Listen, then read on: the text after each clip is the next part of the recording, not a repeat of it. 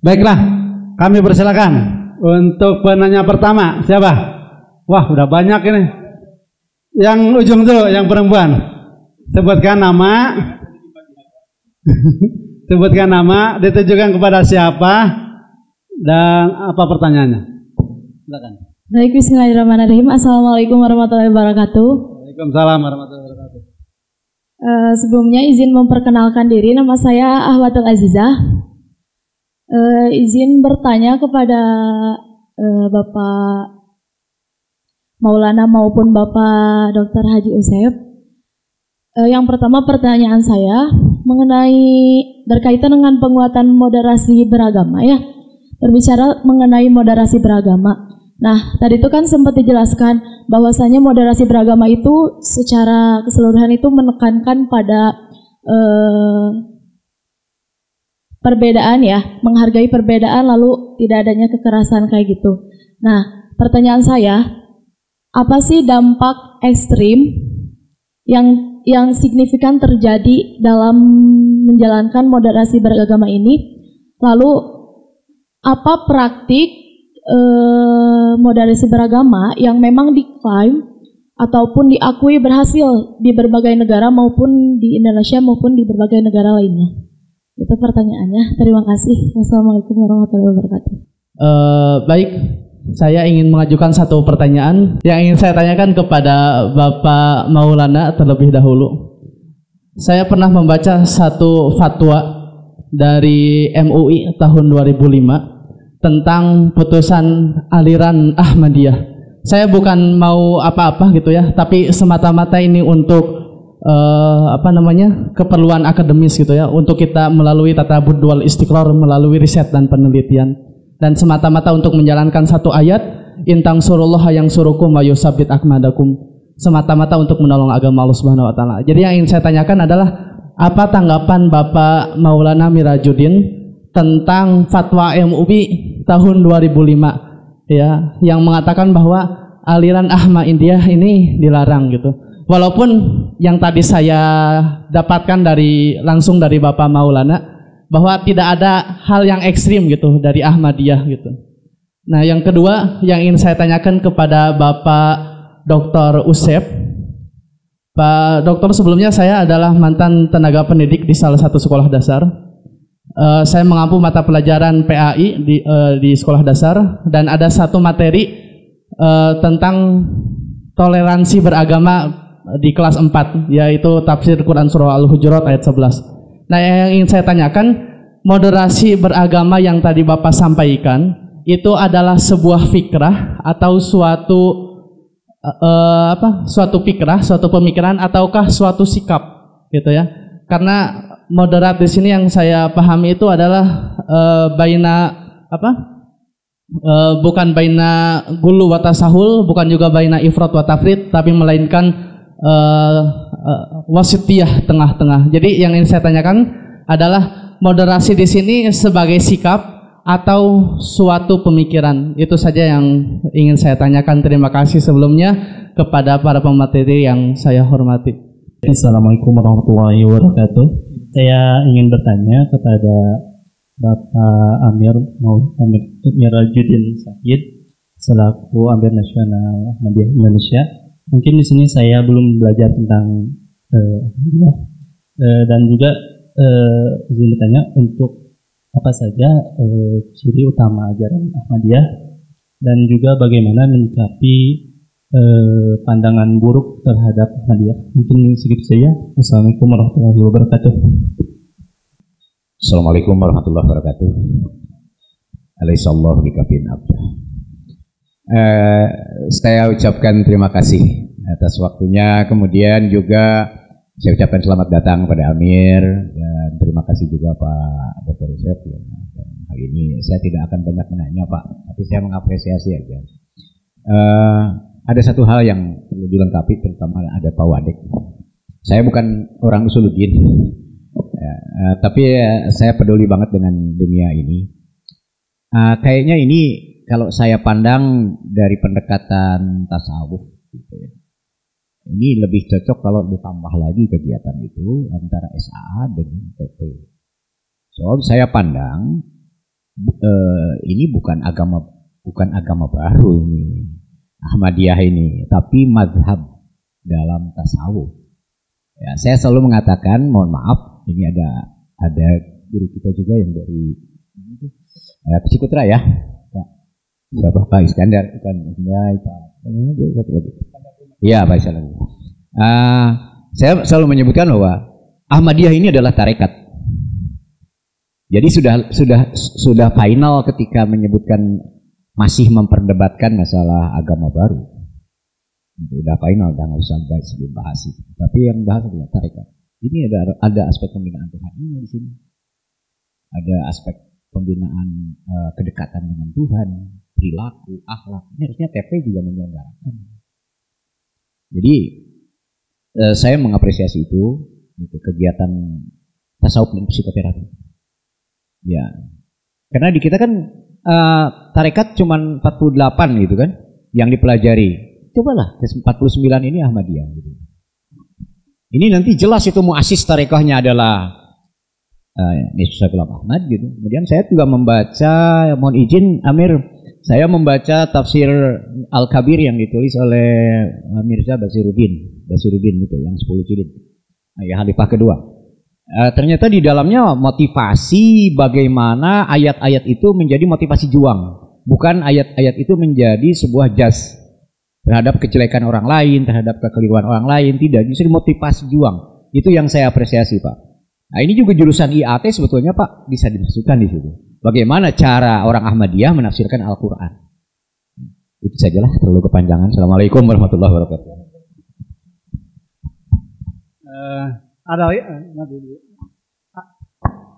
Ada lagi pertanyaan?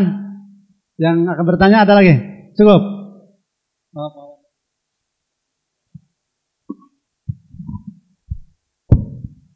Terima kasih kepada Maulana Mirajuddin Syahid dan Dr. Usep yang telah membantu Fakultas Usuluddin. Jadi atas nama Fakultas Usuluddin berterima kasih yang sebesar-besarnya. Yang kedua tadi menanggapi usulan Pak Dr. Dadan, saya juga sepakat karena melihat dari beberapa tradisi dari Ahmadiyah itu ada semacam bacaan doa setiap hari atau setiap minggu, saya tidak paham itu setiap hari ya, dan itu lebih kepada semacam aurad yang biasa dilakukan oleh para kaum torekat. Jadi pas itu kalau tadi Pak Dadang memberikan stempel bahwa Ahmadiyah juga sebagai torekat karena juga ada bacaan-bacaan khusus. Bahkan saya pernah berbicara diskusi dengan penceramah dari Ahmadiyah, ternyata ketika dia sedang dalam keadaan kerepotan, dikejar-kejar orang, membaca doa tertentu, dia dapat diselamatkan oleh Allah Subhanahu wa Ta'ala. Kemudian yang ada hubungannya dengan kegiatan di fakultas ini ada dua sebenarnya. Yang pertama, bagaimana kita ke depan itu untuk membangun kerjasama, karena bahwa aspek penelitian salah satu tidak perguruan tinggi itu mesti dikembangkan. Bagaimana para dosen atau para mahasiswa itu bisa bahu-membahu bersama untuk melakukan research.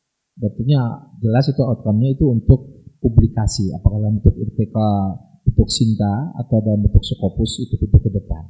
Itu jauh lebih penting karena itu akan dibaca oleh publik lebih banyak. Dan yang ketiga ini pertanyaan langsung ke Amir ya. Ini saya sepengetahuan saya ini belum ada sekolah Ahmadiyah ini.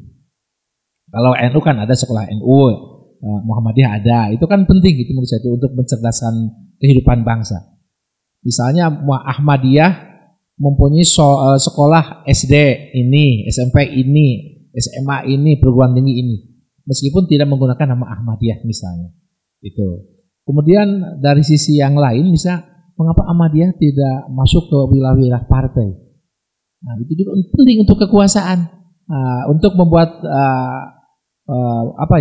memberikan pencerahan kepada yang lain kan juga penting kekuasaan. Kata orang bijak, segenggam kekuasaan itu lebih berharga daripada segudang kebenaran. Nah, mengapa kita tidak mencoba untuk mengambil beberapa porsi menteri misalnya, atau wakil presiden, kalau perlu presiden ke depan. Ya biar dalam artian kita leluasa untuk berdakwahnya. Karena diyakini menurut Ahmadiyah itu kan risalah yang paling benar dan penafsiran yang paling benar. Itu kan itu hal yang terpenting. Dan selama ini banyak juga sumbangsi Ahmadiyah untuk bangsa dan negara. Terima kasih.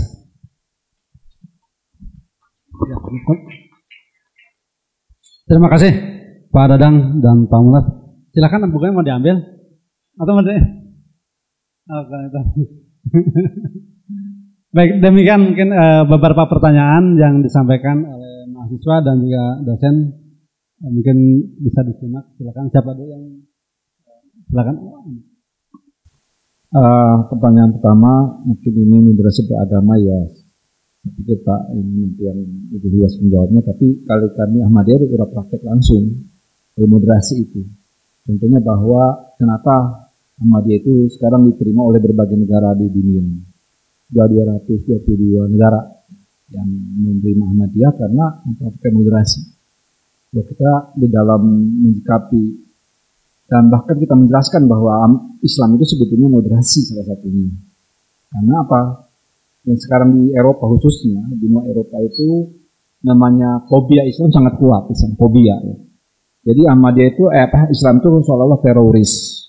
Ada juga kekerasan yang mereka lihat itu yang peperangan-peperangan itu di negeri Arab terutama masih sama-sama bangsa terus saling perang, saling membunuh ya. Itu karena tadi gambarannya itulah yang terjadi. Oleh karena itu tugas ataupun kewajiban dari Ahmadiyah itu harus menjelaskan Islam yang sebenarnya. Nah itulah yang tadi sudah dikemukakan Rahmatullahi alamin, sangat toleransi, sangat menghargai semua apapun dalam dunia ini ya, ciptaan Tuhan. Orang Yahudi juga ciptaan Tuhan, orang Eropa juga kulit hitam, kulit putih semuanya ciptaan Tuhan. Oleh karena itu ajaran agama Islam adalah agama yang sangat toleransi dan saling menghargai. Bahkan kalau sudah sama-sama beriman itu sudah saudara satu sama lain. Jadi Ahmadiyah sudah otomatis bahwa praktiknya itu moderasi. Sehingga kita bisa diterima di bagian negara untuk membuka wawasan tentang apa sih Islam yang selama ini di apa namanya seolah-olah mereka tuh sama Islam itu tidak suka dengan adanya kekerasan yang terjadi. Nah, jadi kalau semua di siaran-siaran berita ya bagaimana situasi keislaman itu sendiri. Sebetulnya itu kan perang itu bukan agama, politik sebetulnya sih. Jadi kita menempatkan bahwa perangan itu adalah bukan agama. Perangan itu adalah politik yang mungkin beda dengan agama.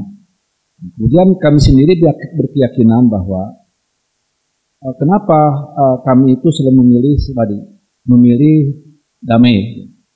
Karena memang di dalam nubuatan junjungan kita Nabi Muhammad SAW salah satu nubuatan tentang Al-Masih yang dijanjikan itu akan yadahul harba, akan menghilangkan perang fisik, perang darah, perang pedang itu akan dihilangkan. Jadi kami mukakan masalah tadi keindahan Islam, rahmatul alamin, bagaimana Rasulullah tinggian hati karimahnya. Itulah sebetulnya. Jadi inilah barangkali moderasi yang kita terapkan di Indonesia juga. Kami diserang, kami tidak membalas. Mendoakan tadi. Kami praktek langsung. Tanpa teori lagi ya. Bahkan kita doakan. Bahkan kita sosial. Yang nyerangkun kita kasih obat. Ya. Dan seterusnya. Apapun yang dicontohkan oleh Rasulullah kita lakukan. Oleh karena itu, untuk adik-adik sekalian, kami terbuka. Untuk ada sekalian yang untuk pelajari Ahmadiyah sampai ke akar-akarnya silahkan. Kalau mau ke Parung ke pusatnya boleh 3 hari 3 malam gratis. Gratis, insya Allah makan gratis, tidur gratis di sana, insya Allah silahkan. Iya. Manislor. Jadi ada desa-desa yang kita praktek secara moderasi udah langsung, yang langsung kehidupannya moderasi itu nanti di Manislor. Satu desa itu Ahmadiyah masyarakatnya. Silahkan bagaimana hidup moderasi di sana. Kebersamaan dengan lingkungan dan sebagainya.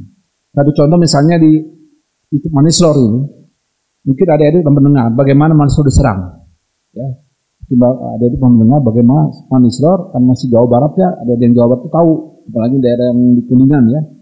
Pernah Manislor berkali-kali diserang oleh pesantren-pesantren.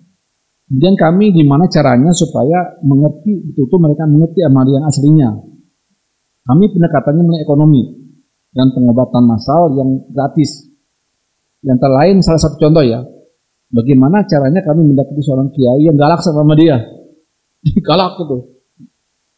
Caranya gimana ya? Dai kami mendekati, kami datang ke Pak Kiai bukan untuk bicara masalah agama, masalah bisnis. Kami punya bisnis sarung kayak Kiai. Ini untuk satu sarung itu 5.000 untungnya. Nah saya hanya ngambil modalnya saja, yang untungnya Pak Kiai punya modal 1.000 kali 5.000 berapa? Lumayan kan? Pak Kiai untungnya. Nah dari situlah mulai. Pengobatan misalnya kita ada pengobatan homeopati namanya dan itu gratis pesantrennya pada situ. Nah barulah mereka nanti ngerti yang aslinya Ahmadiyah itu apa. Jadi baru terbuka. Dan sekarang juga alhamdulillah sudah kita bersaudara.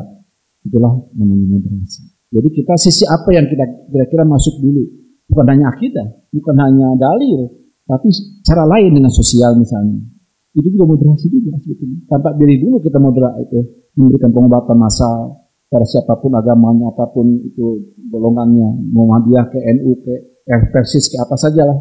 Kita sering kerjasama dengan Persis juga di Jawa Barat, pernah kerjasama dengan KFI pengobatan massal gratis untuk masyarakat. Kemudian dengan NU juga sering kerjasama pengobatan massal dan seterusnya. Itu barangkali moderasi yang kita lakukan praktek langsung, tidak lagi dengan teori. Mudah-mudahan nanti suatu saat kami juga bisa kerjasama dengan UIN menjadi dalam sosial kepada masyarakat. Itu barangkali. Oke. Yang kedua mengenai fatwa MUI. Memang fatwa itu kan bukan hukum ya. Fatwa itu mungkin beberapa yang mengerti itu bukan hukum, pendapat yang diaktifkan ya, pada masyarakat bahwa Ahmadiyah sesat menyesatkan. Tapi berdasarkan 9 buku katanya. Tapi saat ini kami tanyakan 9 buku itu dan bukunya belum bisa membuktikan. Kami juga ajak dialog, coba dah dialog dengan kami, ini terbuka, silakan. Sampai sekarang juga tidak, saya juga nggak tahu kenapa begitu.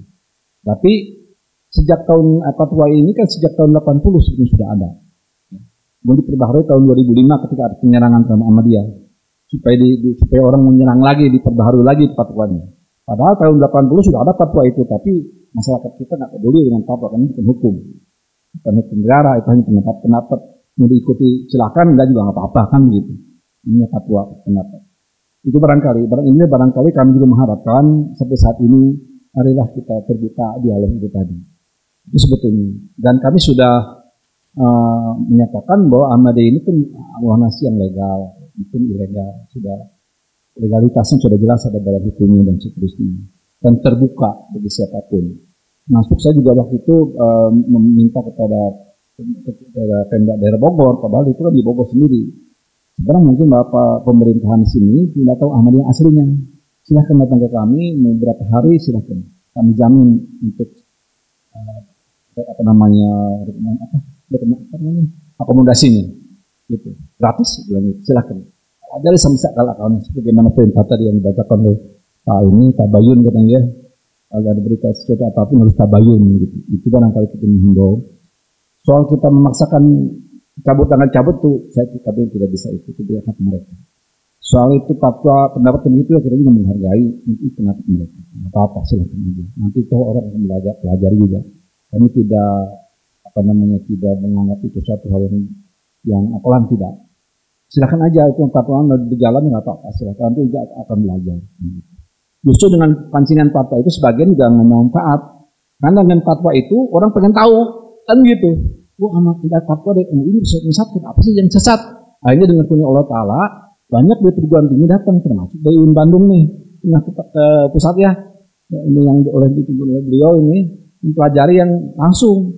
Yang dikatakan sesat, menyesatkan oleh MUI, apa sih? Nah, itu juga satu jalan orang untuk mempelajari. Bagi kami sih, ya istilahnya namanya pupuk, ada manfaatnya juga gitu aja. Bagi kami anggap pupuk itu aja sih. Jadi kami anggap pupuk saja, tidak kita membenci, tidak sama sekali. Itu ada pendapat hak mereka masing-masing. Hak mereka memfatwakan ini nggak apa-apa silakan. Tapi orang nanti akan mencari yang benarnya. Kami tidak membenci, maka kami sebenarnya low for all hati reform. Tidak benci, kita cinta untuk semua, tidak ada kebencian untuk siapapun. Itulah moto Ahmadiyah sekarang. Yang mana inilah salah satu moderasi adalah low for all heart reform yang diterima oleh dunia barat saat ini. Itu barangkali mudah-mudahan di Indonesia pun kita low for all heart reform. Kecintaan untuk semua, kebencian tidak untuk siapapun. Kalaupun ada yang salah, itu bukan masalah orangnya, tapi perbuatan yang tidak baiknya yang kita tidak suka. Orangnya ya tetap hamba Allah semua juga. Makanya Rasulullah SAW mengatakan Allah mahdi kami bahkan Rasulullah dalam Al-Quran kan melihat kaumnya yang tidak beriman sampai dia sakit dia rasa. Gitu, sampai gemetar bagaimana kaum dia tidak menerima kebenaran. Jadi bukannya membenci, malah berdoa supaya dapat kebenaran. Gitu. Itu barangkali sikap kita moderasi ini mudah-mudahan di UIN ini juga bisa terus mengembangkan moderasi di Jawa Barat khususnya, mudah-mudahan seluruh Jawa kita dalam keadaan damai, aman dan bersaudara semua. Oh, ciri khas perbedaan kali ya. Perbedaan sebenarnya tidak ada. Hanya itu contoh semuanya saat tadi udah sebutkan syahadat sama, ya, nabinya sama, ceritanya sama dan sebagainya. Hanya ada sedikit perbedaannya, bukan masalah perbedaan yang utama sebetulnya. Hanya kan kita seluruh umat Islam sesuai dengan sabda Rasulullah SAW, sesuai dengan nubuatan Rasulullah SAW bahwa di akhir zaman itu akan turun Imam Mahdi dan Al-Masih. Kalau saudara-saudara kita dari pihak lain mengatakan masih menunggu yang akan datang. Kalau Ahmad yang mengatakan sudah, itu aja bedanya sedikit. Itu Indonesia akidahnya sama, cuman beda personnya saja. Kalau saudara kita yang lain, belum katanya nanti udah hari kiamat datangnya. Kalau Ahmad yang kan sudah datang karena cirinya sudah ada. Di antara lain cirinya adalah Ahmad sudah 1240 tahun kemudian akan datang. Kemudian dalam hadis ini apa namanya berikutnya setelah ada sejak bumi dan langit dijadikan itu belum pernah terjadi, yaitu gerhana bulan dan matahari pada suci Ramadan awal dan pada pertengahannya. Setelah terjadi itu ciri-ciri Imam Mahdi datang. Soal percaya tidak itu masing-masing. Tapi percaya sudah datang, itu aja. Hanya itu bedanya, nggak ada yang lain. Pak Dadang tentang tarekat. Terus terang saja Pak Dadang ya, saya teringat kembali. Yang pertama kali menerima Ahmadiyah di Jawa Barat ini namanya Kiai Haji Damiri. Beliau cukup lama mukim di Mekah. Beliau adalah dari Cirebon asal usulnya, turunannya masih mungkin dari yang tadi dia di sini ya, di Sunan ini juga. Beliau tarekat dan beliau banyak murid di Jawa Barat. Ya. Itulah awal yang pertama kali menerima Ahmadiyah itu adalah ahli tarekat, Kiai Haji Damiri, dan beliau banyak murid di Jawa Barat ini. Nah, tumbuhnya Ahmadiyah di Jawa Barat ini dari murid-murid yang ikut, misalnya dari Tasikmalaya itu namanya Toyib yang awal, dari Ciamis Insinyur Gumiwa, dari Cianjur Pak Hidayat Raden Hidayat, dari Cikalongkulon Sulaiman, dari Garut Pak Basyari, dari Bogor Pak Jakaria, dari Jakarta Bermawi, dan berbagai daerah Sukabumi Kiai Abdullah dan Digali. Dan dari situlah awal. Ini murid-muridnya semua dari Haji Damiri. Ini karena Haji Damiri menerima. Nah, yang ini juga Mbak dan Riba, dan situ mulai berkembang Ahmadiyah Jawa Barat. Itu sedangkan dari tarekat memang betul. Saya juga alhamdulillah ya menjalankan juga tarekat, ya gitu kan, karena tarekat pada hakikatnya jalan menuju Allah Ta'ala. Itu dengan doa-doa, dengan puasa dan sebagainya.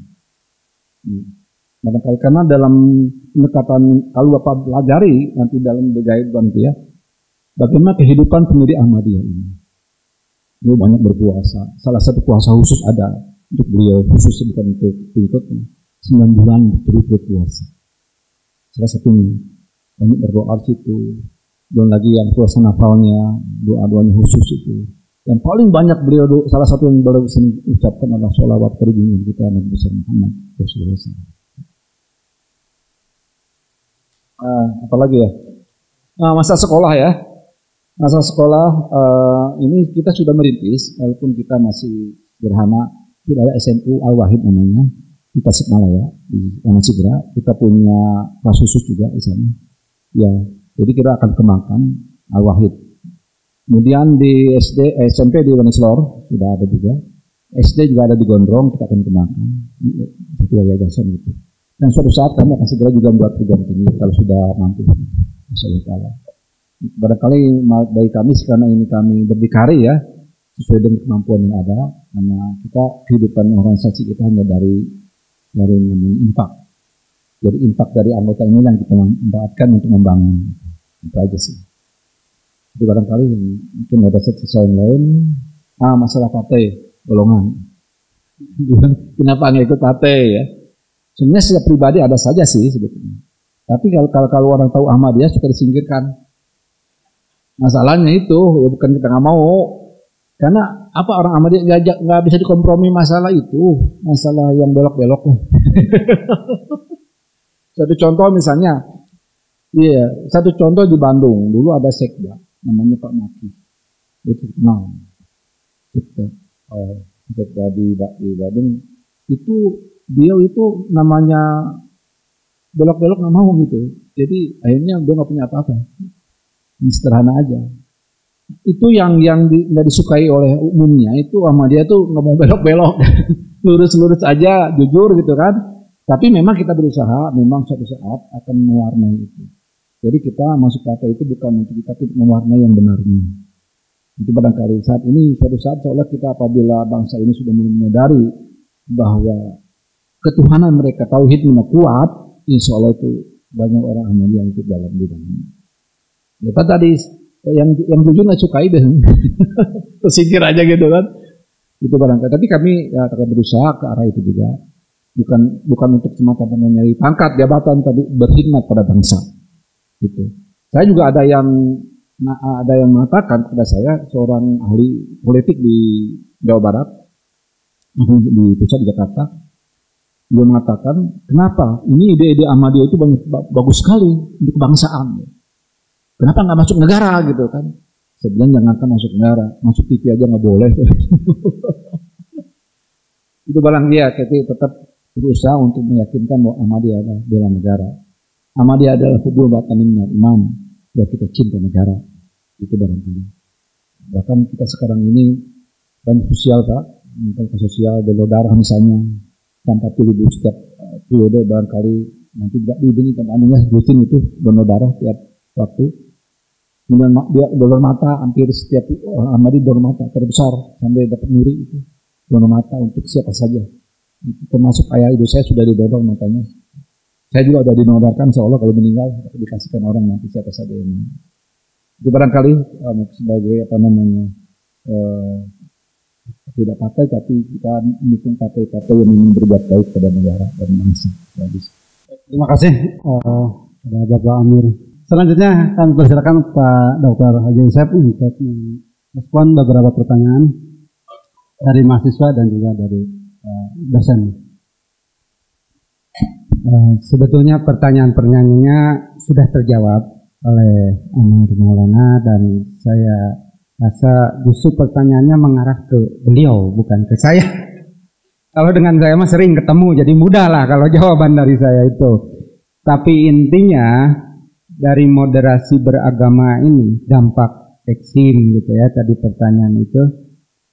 Ya, dengan moderasi beragama ini kita ingin melaksanakan, mengimplementasikan ajaran agama kita, yaitu menjaga perdamaian, rahmatan lil alamin itu. Jadi kita ingin damai, ingin tenang, segala macam. Tapi, ada tapi. Tidak semua orang suka ketika negara damai. Jangan kira Indonesia damai tidak ada perang, negara lain suka. Justru mereka mengobok-ngobok agar Indonesia perang. Sebab kalau Indonesia perang, mereka bisa menjual senjatanya. Nah itu, hanya terkadang yang dimanfaatkan tidak sadar. Jadi jangan kira Indonesia damai ini tidak ada orang yang tidak suka. Nah, terkadang yang dimanfaatkan orang kita juga, umat Islam juga. Mereka tidak sadar bahwa mereka dimanfaatkan. Mereka memang dapat sesuatu, tapi hanya untuk dirinya sendiri. Mereka teriak atas nama agama, dia tidak paham, dia dimanfaatkan. Sebab kalau dia berhasil dengar ribut Indonesia, mereka yang diuntungkan. Nah, seperti sebutlah misalkan contohnya di Suriah sekarang. Suriah yang asalnya maju, ribut, kan dapat senjatanya dari luar. Untung mereka. Sekarang yang rugi Suriah. Gitu. Nah, untuk itu hati-hati, kita itu jangan kena provokasi. Ya. Sebab tidak semua orang suka kita damai. Kita ingin damai. Ya. Tapi tidak semua orang suka. Oleh karena itu, kita kuncinya kalau saya laksanakan, implementasikan ajaran agama kita. Kan tadi bukan sekedar sikap, implementasikan Al-Hujurat ayat 11 itu. Laksanakan. Bukan sekedar teori. Justru yang penting dilaksanakan. Orang yang tidak tahu surat Al-Hujurat 13, 11, 12, 13, tapi dilaksanakan aman. Tapi orang yang ngerti bisa menafsirkan, bisa menerjemahkan Al-Quran, tapi dimanfaatkan oleh orang lain, nah, itu yang rugi. Dan sebagaimana yang disebutkan Amir tadinya, memang di politik ini abu-abu, nggak bisa orang yang benar masuk politik itu. Sebab abu-abu politik itu, ya sebutlah salah satu partai itu, kawan-kawan saya banyak di situ. Ya kalah, nggak besar-besar, sekarang mulai membesar, mulai dibawa-bawa karena mulai ikut abu-abu, gitu. Mulai ikut tidak jelas. Ya, sebagaimana yang tadi disebutkan Bapak, partai itu asalnya konsisten, tapi berat di politik itu harus bisa kesana kemari. Gitu. Kemarin lawan, sekarang kan bareng jadi menteri kan? Misalkan, gitu ya. Itulah politik, gitu. Ya, jadi ya memang agak susah Pak. Ya ini waktunya sudah dur, ini lebih ini. Terima kasih. Assalamualaikum warahmatullahi wabarakatuh. Waalaikumsalam warahmatullahi wabarakatuh.